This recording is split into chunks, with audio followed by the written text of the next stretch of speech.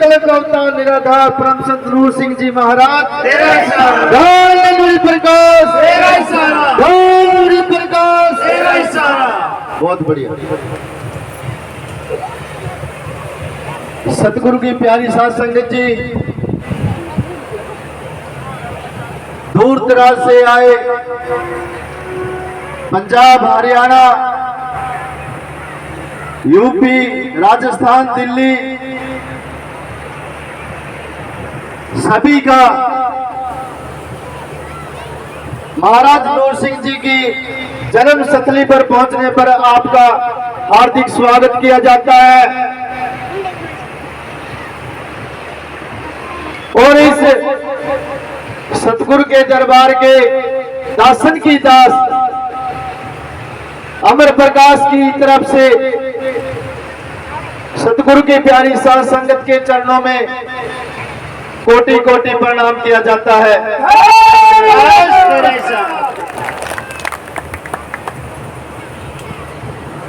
साध संगत के चरणों की धूल जो आपके सेवा में 24 घंटे लगी रहेगी। धन प्रकाश, तेरे इशारा। आप लोगों ने इतने कीमती समय में से समय निकालकर जो सबसे की शोभा बढ़ाई है, मैं तहे दिल से सभी माता बहनों का, बुजुर्गों, नौजवान साथियों का हार्दिक स्वागत करता हूं, धन्यवाद करता हूं और मालिक से प्रार्थना करता हूं कि सभी पर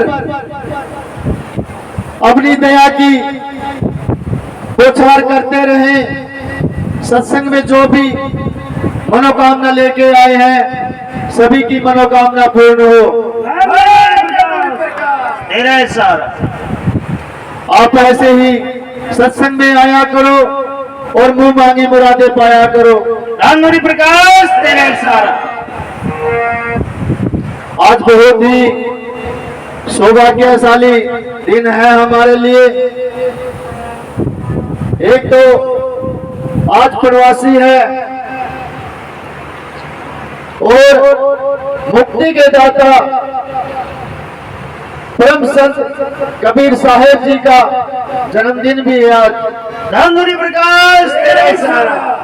और निष्कलंक अवतार परम संत नूर सिंह जी महाराज का भी जन्मदिन है।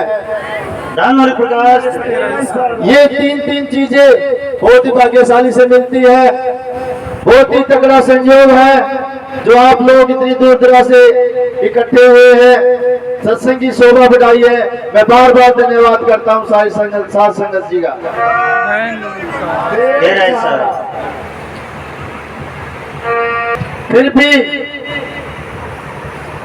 जो संत अवतारी होते हैं वो अपने समय में परोपकार करते हैं, भक्ति का प्रचार करते हैं और अपने अपने जीवों को पार उतारा करके अपने लोक में ले जाते हैं। इसलिए संत परोपकारी होते हैं। इसलिए परम संतों के जन्मदिन और पुण्यतिथियां मनाई जाती हैं। धन प्रकाश, तेरे इशारा। संत मिलन को चालिए तज मायाभिमान, जो पग आगे तेरे एक एक यज्ञ समान। अगर आप लोग माया और अभिमान तजकर छोड़कर सतगुरु के दरबार में आते हो तो मैं वादा करता हूं विश्वास से कि आपकी सभी मनोकामना पूर्ण होगी। तेरा इशारा। पहले पांडवों के समय में यज्ञ किया करते थे। पांडवों ने भी एक यज्ञ का शुभारंभ किया। जैसे ही यज्ञ करते थे, आकाश में ऑटोमेटिक घंटा बजता था कि यज्ञ संपूर्ण हो गया है। तो पांचों पांडवों ने यज्ञ की स्थापना की, सभी ऋषि मुनियों को बुलाया लंगर के लिए, दर्शन के लिए। तो सभी आए, लंगर हुआ। तो लेकिन आकाश में घंटा नहीं बजा। अगर घंटा बजता तो वो यज्ञ संपूर्ण हो जाता। लेकिन पांडवों ने खोजबीन की, ये घंटा क्यों नहीं बजा। तो किसी ने बताया कि एक महर्षि वाल्मीकि जी यज्ञ में नहीं आए, इसी कारण आकाश में घंटा नहीं बजा। तो सभी पांडव जिनको अपने आप पर घमंड था, वो महर्षि वाल्मीकि जी के पास गए। उन्होंने अब माया नहीं तजी, न अभिमान तजा। सभी कोई धनुष लेके, कोई गदा लेके, अपने अपने हथियार लेके महर्षि वाल्मीकि जी के पास पहुंच गए। तो महर्षि शीश जी से अनुरोध किया, प्रार्थना की कि हे महाराज, जब तक आप यज्ञ में शामिल नहीं होंगे तो हमारा यज्ञ संपूर्ण नहीं होगा और आकाश में घंटा नहीं बजेगा। तो महर्षि जी तो जानी जान थे, उन्होंने सभी पता था कि इन्होंने न माया तजी न अभिमान तजा, तो घंटा कैसे बजेगा, मैं कैसे जाऊं। तो कहने लगे कि पुत्र चल तो मैं पढ़ूंगा, लेकिन मेरी एक शर्त है। तो पांडव जी कहने लगे, महाराज बताओ आपकी क्या शर्त है, वो भी पूर्ण होगी। महर्षि जी कहने लगे कि मुझे अभी 101 यज्ञों का फल चाहिए, फल चाहिए। अगर आप वो देने के लिए तैयार है तो मैं आपके साथ चल पड़ूंगा। लेकिन पांडवों को इस बारे में कोई पता नहीं था। वो यह बात सुनकर आश्चर्यचकित हो गए कि हमारा तो एक ही यज्ञ संपूर्ण नहीं हुआ, तो 101 यज्ञ का फल इन्हें कैसे देंगे। तो निराश हालत में वापिस चले गए, परिवार के पास बैठे, बताई तो महर्षि जी ने भी ये जवाब दिया, वो तो 101 यज्ञों का फल मांग रहे हैं, अगर देंगे तो वो तभी आएंगे। तो यह बात द्रौपदी जी ने भी सुनी। द्रौपदी जी कहने लगी कि हे मेरे स्वामी, आप यहीं रुकिए, उनको मैं लेकर आती हूं। माता द्रौपदी जी ने अपने साधारण वस्त्र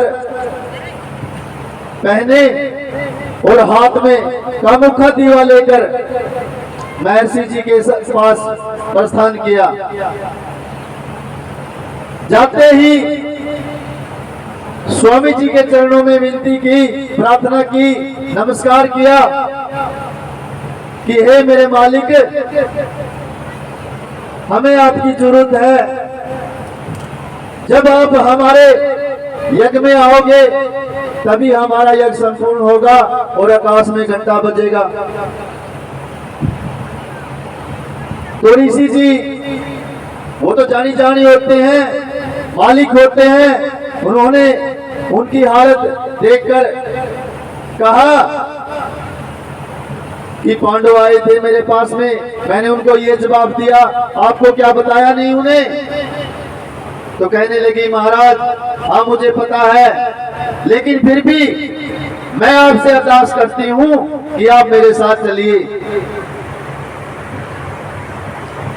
तो स्वामी जी ने फिर कहा, फिर वही बात दोहराई कि पुत्र मुझे 101 यज्ञों का फल अभी चाहिए, तभी मैं आपके साथ जाऊंगी।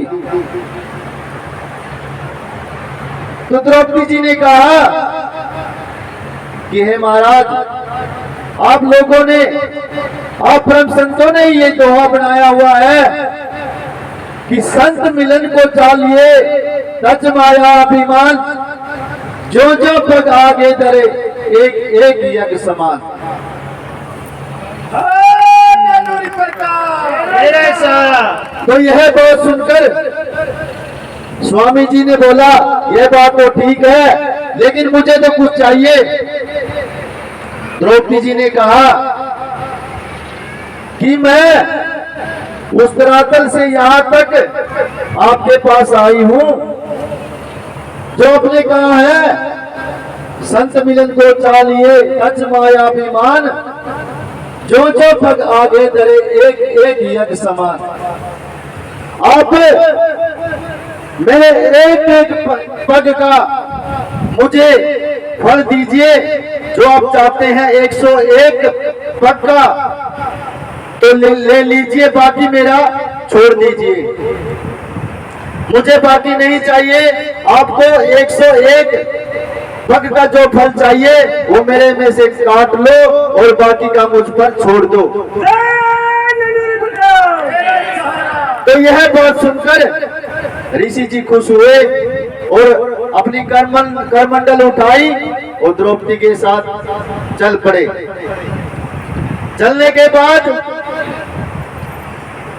यज्ञ में पहुंचे, लंगर लिया, सभी जो भी आए हुए थे प्राणी ऋषि मुनि सभी खुश हुए और आकाश में घंटा बजा और उनकी जय जयकार हुई। तो इसी कारण मैं आपसे यह समझाने का प्रयत्न कर रहा हूं कि जब भी आप सतगुरु के दरबार में आए, अपनी तज माया और अभिमान तज कर ही आए, क्योंकि मालिक के घर में जब भी कुछ मांगना हो तो निमन होके मांगना चाहिए। मालिक के दरबार में अनखुट भंडार है, वो कभी समाप्त नहीं होता। जो भी सतगुरु के दरबार में झोली फुलाकर कोई भी मांगता है तो उसे वो फल मिल जाता है। आप लोगों ने मुझसे तो काफी एक्सपीरियंस है आप लोगों का, आप लोगों देखते आए हैं। परम संतों ने इतनी दया मेर कही है, जीव को इतना समझाया है कि कोई भी अंदाजा नहीं है। परम संत कबीरदास जी ने सबसे पहले इस तरह पर अपनी भक्ति का भाग लगाया और जीवों को समझाया। उसी समय से कबीर जी महाराज के टाइम से अभी तक ये ऐसे ही चल रहा है, सत्संग ऐसे ही चलता रहेगा। धन्य नूरी प्रकाश। तो एक भजन के माध्यम से